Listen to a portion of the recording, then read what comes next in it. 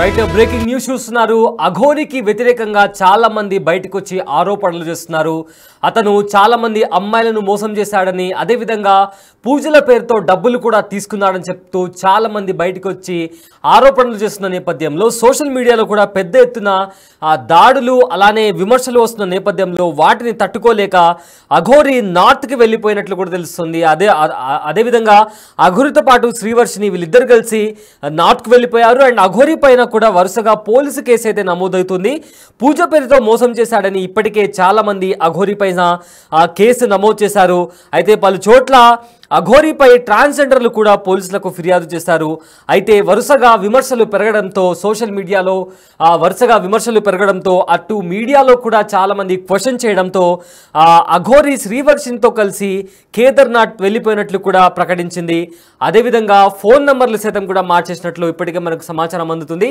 అయితే ఈ విషయం పైన పూర్తి సమాచారం అందించేందుకు మా ప్రతినిధి గౌతమి ఫోన్లో అందుబాటులో ఉన్నారు.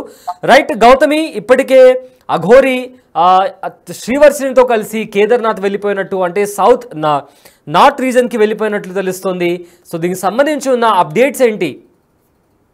రైట్ సయ్యద్, ఇప్పటికీ మనం చూస్తూ ఉన్నాము అఘోరి అలియాస్ శ్రీనివాస్ పైన అయితే గత కొన్ని రోజులుగా తీవ్రమైన విమర్శలు అలాగే దాడులు కూడా జరుగుతున్న పరిస్థితి మనకు కనిపిస్తుంది. అటు హిందూ సంఘాలు కావచ్చు, లేకపోతే ట్రాన్స్జెండర్స్ వ్యవస్థ కావచ్చు, ప్రతి ఒక్కరు కూడా ఈ రోజు తన పైన నెగిటివ్ గా ఉన్న పరిస్థితులు కనిపిస్తున్నాయి. దీనికి ముఖ్యంగా ప్రధాన కారణం అని కూడా చెప్పుకోవచ్చు. తను చేసిన అక్రమాలు కావచ్చు, తను చేసిన డబ్బులు దోచుకునే విధానాలు కావచ్చు, అలాగే ఇంకెంతమంది బాధితులు ఉన్నారో వాళ్ళందరూ కూడా బయటకు వస్తూ ఉన్నారు. అండ్ ఇదే కాకుండా అమ్మాయిల్ని మోసం చేసి పెళ్లిళ్ళ మీద పెళ్లిళ్ళు చేసుకోవడం కావచ్చు. ఈ రోజు ఆ భార్యలు కూడా తన భార్యని నన్ను కూడా మోసం చేస్తాడు అని చెప్పి వారు కూడా బయటికి రావడం, ఇదంతా కూడా ఇంత తీవ్ర స్థాయిలోని విమర్శలు తలెత్తడానికి మెయిన్ రీజన్ తను చెప్పుకున్న ఈ సనాతన ధర్మం ఏదైతే ఉందో దాన్ని నేను కాపాడడానికి వచ్చాను, గుళ్ళు ధ్వంసం అవ్వకుండా దేవాలయాలు కాపాడడానికి వచ్చాను, గో సంరక్షణ అని చెప్పుకుంటూ ఏదైతే జనాలందరినీ కూడా మభ్యపెట్టి జనాలందరినీ తన వైపు తిప్పుకునే ప్రయత్నం చేశాడో, ఈ రోజు అది కాకపోగా ఇలాంటి మోసాలకి తెరదేపడంతోనే జనాలందరూ కూడా తీవ్రమైన విమర్శలు అలాగే దాడులు చేసిన పరిస్థితి కనిపిస్తుంది. అయితే తినే కాదు, తిలాగి ఎవరైనా సరే ఈ భక్తి ముసుగులో ఎవరు వచ్చినా సరే ఈ రోజు అందరూ కూడా కళాఖండిగా ప్రశ్నించే పరిస్థితి కనిపిస్తుంది. అయితే ఇటు నిన్న మనం చూసాం, అందరూ కూడా ఇదే విధంగా ప్రశ్నించడం కావచ్చు, లేకపోతే డిబేట్స్ పెట్టడం, మాట్లాడడం, అవన్నీ కూడా శ్రీనివాస్ వాచ్ చేస్తున్నాడు అన్నది నిన్న తను రిలీజ్ చేసిన వీడియోలో క్లియర్ గా అనిపించింది. ఎందుకంటే తన పైన వస్తున్న మాటలు, పెద్ద ఎత్తున విమర్శలు, అన్నిటికీ కూడా మేము సిద్ధంగా లేము, మా బతుకు మేము బతుకుతున్నాము, మమ్మల్ని వదిలేసేయండి, మేము ప్రేమించి పెళ్లి చేసుకున్నాము, మా వల్ల ఎవరికి నష్టం జరగలేదు కదా, మా వల్ల ఎవరికి కూడా ఎటువంటివి జరగలేదు కదా, మా జోలికి ఎందుకు వస్తున్నారు అని చెప్పి అటు వర్షిని మాట్లాడిన మాట తీరు కావచ్చు, అలాగే శ్రీనివాస్ మాట్లాడిన మాటలు కావచ్చు, ఇద్దరు కూడా ఇక్కడ నుంచి అటు ఏపీ తెలంగాణ వచ్చేదే లేదు. ఈ వాళ్ళు ఎక్కడైతే ఇప్పుడు ఉన్నామో కేదార్నాథ్, అంటే నిన్న మధ్యప్రదేశ్ లో ఉన్నామని అయితే చెప్పుకొచ్చారు. సో అక్కడి నుంచి ఇప్పుడు మొత్తం నార్త్ సైడ్ మేము ఇక్కడ ఉంటాము అని చెప్తూ ఉన్నారు. అయితే ఇటు ఏపీ తెలంగాణలోనే ఇన్ని మోసాలు చేశాడంటే ఇంకా నార్త్ సైడ్ ఎంతమందిని పెడుతున్నాడు, నార్త్ సైడ్ ఇంకెంతమంది అమ్మాయిల్ని వశపరుచుకున్నాడు, అంటే యూజ్ చేసుకున్నాడు, ఇంకెంతమంది పూజలు చేస్తానని చెప్పి డబ్బులు తీసుకున్నాడు అన్న విషయాలపైన కూడా ఇంకా శ్రద్ధ పెట్టాల్సిన అవసరం ఉంది. ప్రెసెంట్ ఇక్కడైతే తను వస్తే అందరూ కూడా తరిమి కొట్టే పరిస్థితి కనిపిస్తుంది. ఇప్పటికీ అటు ట్రాన్స్జెండర్స్ వ్యవస్థ కావచ్చు, హిందూ సంఘాలు కావచ్చు, ప్రతి ఒక్కరు కూడా తన పైన కేసులు నమోదు చేయడం కూడా జరిగింది. ఇటు అన్ని సెక్షన్స్ కింద, అంటే వర్షిణిని తీసుకెళ్లిన దగ్గర నుంచి కిడ్నాపింగ్ కేసు కావచ్చు, లేకపోతే ఇటు డబ్బులు తీసుకొని మోసం చేశాడు అన్న కేసు కావచ్చు, అలాగే ఇంకా చాలా కేసులు ఇటు ట్రాన్స్జెండర్స్ కూడా వాళ్ళ కేసు పెట్టడం జరిగింది. అండ్ నిన్న అఘోరా అఖాడా నుంచి కూడా తను అఘోరా కాదని చెప్పడం, ఇలా పలు రకాల కేసులు ఒక్కసారిగా దాడి చేయడంతో ఇంకా శ్రీనివాస్ కి అర్థమైపోయింది, మొత్తం కూడా ఇక్కడ నెగిటివ్ అయిపోయింది. ఈ రోజు ఎవరు కూడా తనకి సపోర్ట్ చేసే దాఖలే లేవు. అటు ఎవరి దగ్గర తను ఆశ్రయం కోరినా సరే ఎవరు కూడా తనకి విరుద్ధంగానే ఉన్న పరిస్థితి కనిపిస్తుంది. మరి నేను ఇక్కడికి వచ్చేది లేదు అనేది తెలుస్తుంది. అయితే ప్రెసెంట్ ఈ కేసులన్నీ కూడా అతనికి బిగుసుకున్నాయని చెప్పాలి. ఇప్పటికి పోలీసులు కూడా తన గురించి వెతుకుతున్నారు అన్న సమాచారం కూడా అందుతుంది. అయితే ముఖ్యంగా ఇప్పటికీ కూడా వాళ్ళు దొరకకపోవడానికి కారణం ఏంటంటే తనకి పలు రకాల, అంటే నిన్న విష్ణు కూడా బిగ్ టీవీతో ఎక్స్క్లూజివ్ గా చెప్పడం జరిగింది, దాదాపు తనకు ఒక 10-15 మొబైల్ ఫోన్స్ ఉన్నాయి, ఎప్పుడు ఏ ఫోన్ వాడతాడో కూడా తెలియదు అని చెప్పడం జరిగింది. సో దీన్ని బట్టి సరిగా తన నెంబర్ ని ట్రేస్ చేయడం కానీ, లేకపోతే సరిగా వాళ్ళు ఏ లొకేషన్ లో ఉన్నారన్నది కానీ తెలుసుకోలేకపోవడానికి కూడా ఇది వన్ ఆఫ్ ద రీజన్ అన్నట్టు కూడా ఇక్కడ క్లియర్ గా కనిపిస్తుంది. సయ్యద్, ఏది ఏమైనా సరే డెఫినెట్ గా పోలీసులు అయితే శ్రీనివాస్ ని పట్టుకోవడానికి ఆల్రెడీ రంగం సిద్ధం చేసినట్టు కూడా తెలుస్తుంది. తన పైన ఉన్న కేసులు కావచ్చు, ఇంకా మరికొన్ని కేసులు కూడా నమోదయ్యే అవకాశాలు కూడా ఉన్నాయి అన్నట్టు కూడా సమాచారం ఉంది. Syed, right, thank you Gautami for the update. So present Gautami ఇచ్చిన ఇన్ఫర్మేషన్ ప్రకారం అఘోరీ పైన పోలీసులు కేసు ఫైల్ చేస్తున్నారు. చాలా మంది బయటికి వచ్చి అఘోరీ పైన ట్రాన్స్జెండర్లు కావచ్చు లేదా మోసపోయిన వాళ్ళు కావచ్చు బయటికి వచ్చి అఘోరీ పైన కేసు బుక్ చేస్తున్నారు. అదేవిధంగా ఇది సోషల్ మీడియాలో కూడా అఘోరీకి అగెయిన్స్ట్గా పెద్ద ఎత్తున విమర్శలు వస్తున్న నేపథ్యంలో ఆ విమర్శలు ఆరోపణలు తట్టుకోలేక అఘోరీ నార్త్ రీజన్లో నార్త్కి వెళ్ళిపోయినట్లు కూడా ఇప్పటికే తెలుస్తుంది. అయితే తనపైన వచ్చిన విమర్శలను అఘోరీ కూడా రెస్పాండ్ అయింది. దానికి సంబంధించి ఉన్న అసలు యాక్చువల్గా అఘోరీ ఏం చెప్పింది, తనపై వస్తున్న ఆరోపణలకు సంబంధించి అఘోరీ ఏం చెప్పిందో ఒకసారి విందాం. హర్ మహాదేవ్. ఎంతోమంది ట్రోలింగ్ చేస్తున్నారు, ఎంతోమంది విమర్శిస్తున్నారు. వాళ్ళందరికీ ఒకటే చెప్తున్నాం, మేమైతే ఇక్కడ ఉండట్లేదు. 2 తెలుగు రాష్ట్రాలకు కూడా మేము రాము. మేము ఉత్తరాఖండ్ వెళ్ళిపోతున్నాం, కేదార్నాథ్. జీవితాంతం అటే ఉంటాం. కేదార్నాథ్కి వెళ్ళి కేదార్నాథ్ నుండి ఇంకా పైకి వెళ్ళిపోయి అక్కడనే ఉండిపోతాం. మా ఇద్దరి జీవితాలు మేము గడుపుతున్నాం. ఎందుకు మా గురించి ఇంత ట్రోలింగ్ చేస్తూ ఇంత విమర్శిస్తున్నారు? మీకేం అవసరం? మా బతుకులు మేము బతుకుతున్నాం కదా, మా జీవితాన్ని మమ్మల్ని బతకనివ్వండి. ప్లస్ అదే కాక వర్షిని ఈరోజు బలిస్తుంది, అలాగే వర్షిని అఘోరీ దగ్గర లేదు, ఇలాంటి కంప్లైంట్స్ పెట్టుకోవడం మానేయండి. నేను ఈమె దగ్గరే ఉన్నాను, సేఫ్గా ఉన్నాను, చాలా హ్యాపీగా ఉన్నాం మేము. ఓకేనా, నన్ను ఎవరు బలించట్లేదు. అందుకే మేము ఇంకా ఆ 2 రాష్ట్రాల్లోకి రావాలని చెప్పి అనుకోవట్లేదు. మేము మా బతికేది మేము బతుకుతున్నాము. కేదార్నాథ్లో వెళ్ళిపోతున్నాం, కేదార్నాథ్లోనే ఉంటాం ఇంకా.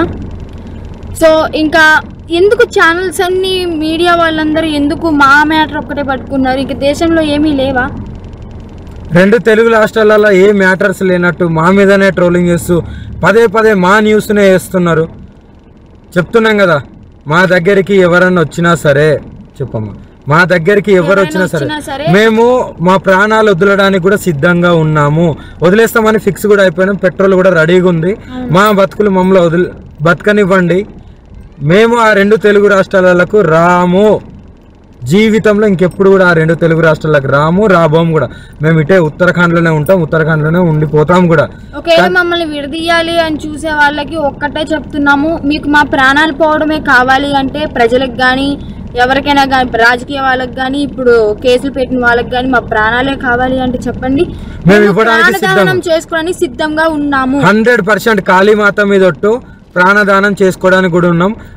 ఇప్పుడు మేము ఎప్పుడైతే మరణిస్తామో పెట్రోల్ పోసుకొని ఈ కార్తో సహా పోతాం కదా, అప్పుడు కూడా మళ్ళీ విమర్శించండి, అప్పుడు కూడా ట్రోలింగ్ చేసుకోండి. 2 ప్రాణాలు పోవడానికి, ప్రత్యేకంగా 2 ప్రాణాలు పోవడానికి ఎవరైతే ట్రోలింగ్ చేస్తున్నారో, ఎవరైతే విమర్శిస్తున్నారో, ఎవరైతే కేసులు పెడుతున్నారో, ఎవరైతే వ్యతిరేకంగా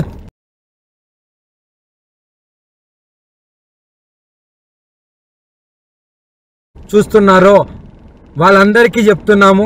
దొంగ కేసులు పెట్టిన వాళ్ళకి కూడా చెప్తున్నాము, 2 ప్రాణాలు పోవడానికి మీరే కారణం. మీకు మా ప్రాణాలు పోతే మీకు ఆనందం అనిపిస్తుంది అంటే దానికి కూడా మేము సిద్ధంగా ఉన్నాము. త్వరలోనే ప్రాణాలు కూడా వదిలిపోతాం. ఎవరైనా మమ్మల్ని పట్టుకోవడానికి వచ్చినా, మా దగ్గరికి వచ్చినా సరే మా ప్రాణాలు వదలడానికి సిద్ధం. అలాగే అసత్య వాక్యాలు చేసే వాళ్ళు కూడా చెప్తున్నాము, ఇది ఆపితే బాగుంటుంది. ట్రోలింగ్స్ కూడా ఆపితే బాగుంటుంది. నేను ఈమె దగ్గర సేఫ్గా ఉన్నాను. మా బతుకు మమ్మల్ని బతకనివ్వండి. మేము బతుకుతున్నాం కదా, మేము మీ రాష్ట్రాలలో కూడా రాము కదా, ఎందుకు మమ్మల్ని బతకనియట్లేదు మీరు?